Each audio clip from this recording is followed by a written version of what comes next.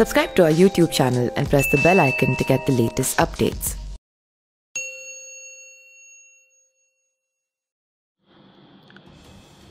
देश की राजधानी दिल्ली में एक बार फिर भूकंप के झटके महसूस किए गए हैं। दिल्ली के अलावा कई राज्यों में भूकंप के झटके महसूस किए गए हैं। रिएक्टर स्केल में भूकंप की जो तीव्रता है 4.6 की बताई जा रही है। दिल्ली एनसीआर समेत हरियाणा और उत्तर प्रदेश के कई इलाकों में भूकंप के झटके महसूस किए गए हैं।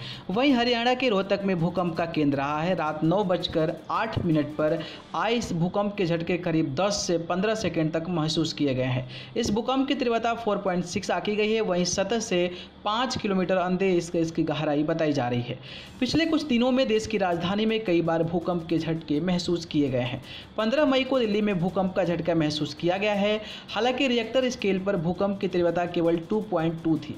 इससे पहले 10 मई को दोपहर में करीब 1.45 भूकंप के झटके महसूस किए गए थे। रिएक्टर पैमाने पर इसकी तीव्रता 3.5 बताई जा रही है। वहीं 12 और 13 अप्रैल को भी दिल्ली में भूकंप के झटके महसूस किए गए थे।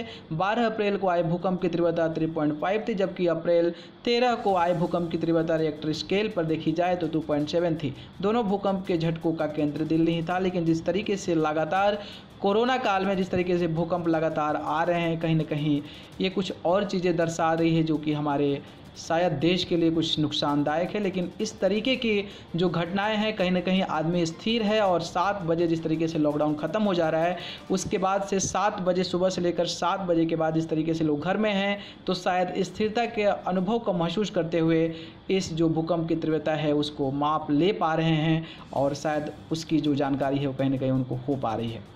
न्यूज़ रूम से न्यूज़ लाइव की रिपोर्ट।